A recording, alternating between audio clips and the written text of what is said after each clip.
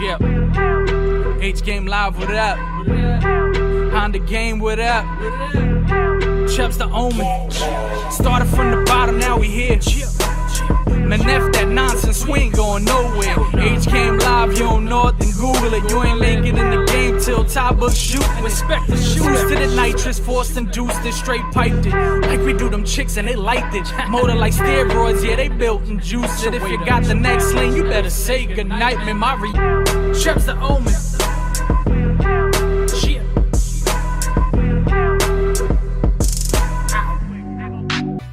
What is going on, guys? So it's been a couple weeks since I dropped the video. Last time was with the Boosted Boys and Brent from PFI. Actually recently moved, which is why. But the good part is new garage and new projects / old projects. I want to touch a little more on the S2K and the J2F project. Give a quick update and go from there. So here's the new garage, 2-car garage. I got plenty of room. I'm still cleaning up some of the stuff from the move, but it's definitely coming along. The S2K, I've had some problems with the clutch, so I ended up pulling an entire swap out just so I could go over some of the things and adjust some of the stuff that was just giving me issues. Kind of cleaned up a few things that I wasn't too happy with, and I actually got away from the homemade bracket that I had used. And I went with AD Engineering kit. Now they no longer make this kit. I was actually pretty fortunate and came across it on the J Series Facebook group. And take a look at this bad boy. Solid inch thick, all aluminum. You can see the recessed bolts that bolted to the block, and the threaded bolts for the transmission. There's a whole bunch of them all around. I couldn't get this shot before, but this is the coolant tubes. So on both sides of the head in factory form, you have the coolant tubes / radiator hoses. It connects both sides of the head.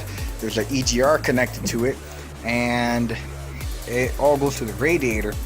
When you do the swap into a S2K, you no longer have the ability to run that because that whole piece, the whole unit is pretty bulky. And if you try to run it, it basically crashes right into the firewall. Trying to get a quick little close up. So I recently found out you could actually, I believe you could buy this whole thing from Inline Pro. Now I made it myself out of mild steel, and I made the plates that basically bolt up, so both heads cross over. This is it goes to one of the radiator sorry, not radiator hoses, one of the heater coil hoses, and then there's another one that actually comes from the front. And so both of these tubes are connected. It actually shoots underneath the intake manifold, and it comes out front, which would be this one. This tube actually comes off the water pump that's right behind this whole section. It actually does like a 180 up, and it comes around. Now the great thing is, well, when people first started doing the swap, you didn't have the option of running AC, and the reason is the factory S2K AC compressor doesn't actually fit. But there's a guy by the name of Josh who actually started producing this lovely plate, and it allows you to bolt up the factory F20C AC compressor onto the bracket. And let me just kind of put it up there for now so you can get an idea. Go something like that, and everything gets lined up properly. Now there is a little bit of things that you have to do in here. Let me take this off in a minute. Alright, I had to get my light on just so I can get a better angle in here. So when you do the swap, let me try to adjust the light. You actually have to notch the cross member, and the reason for that is the oil filter.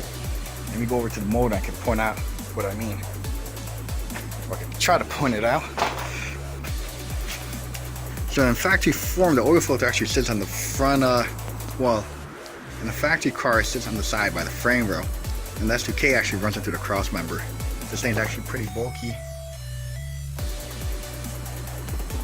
So what you're forced to do is basically notch the cross member.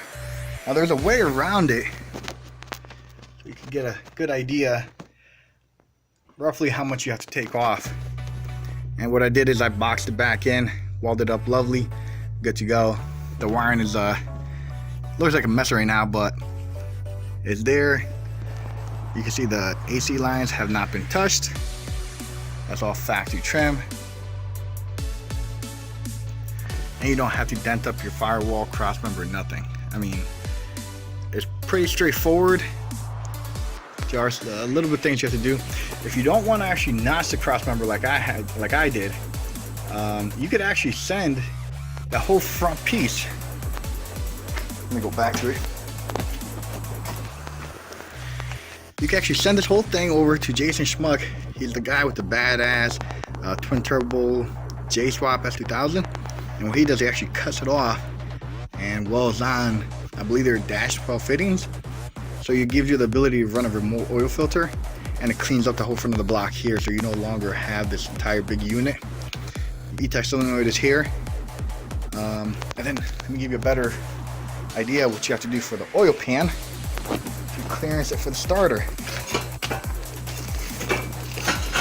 So I'm probably dropping something. Factory trim, the oil pan actually extends out to about here. You kind of end up cutting it out, and as you can see, now my friend did actually a really great job of welding it. I was a little paranoid I was going to have oil leaks, so I went over it with a whole bunch of Honda bond. And this would be your starter location. So the starter does sit underneath the motor. AC compressor is loose, or looks a little cockeyed. AD engineering engine mount. And there you have it. If you want to do a J swap into a S2000, those are some of the challenges you are faced with. Luckily, the swap is actually getting easier to do. N-Line Pro has most of the things, so even if you don't know how to fab, you could actually get, everything you need already pre-made. I hope this helps people out. If you have any questions, drop it in. Make sure to like and subscribe. All right, have a good one, guys. What is going on, guys? So the video didn't end there. It's actually been a couple weeks since I last took that video footage. A lot has changed. A little preview of the car in the background. It's covered up at the moment. I have other stuff going on. And a video of the quick shot of the LSX Volvo. That's coming together. And I don't know if you could tell, a lot of lighting went into place. There's a lot of updates on this car. There's a lot of things I want to show in the next video. There's a lot of things I got to also address. A lot of things I changed when I took it out to redo some of the shortcuts I basically took when I first put it together. It's definitely running, it's driving, it's raining this whole week. If not, I would have took a longer video, and I would have put some driving clips in there and gone through all of that. The good part is, it's definitely running. It sounds really good. I drove it around the block, and it definitely feels a lot quicker than the original motor did. So overall, it's a great success. One thing I forgot to mention, actually, when I first recorded a couple weeks ago, in the last video you saw the motor on the floor and the transmission. I actually went to N-Line Pro style kit. So it's adapter plate, it's the motor mounts, it's basically the whole thing. They all bolt together. I have definitely changed a lot of stuff since then as well. But I'll definitely make another video soon. Probably in the next week or so, once the weather breaks and it's not raining like crazy, I'll be able to drive it, do a full walk around, you'll be able to hear it. We'll do some driving videos. And if you guys have any questions, make sure to drop them in the comments. Make sure to like and subscribe, and that way you guys can stay up to date. All right, thanks.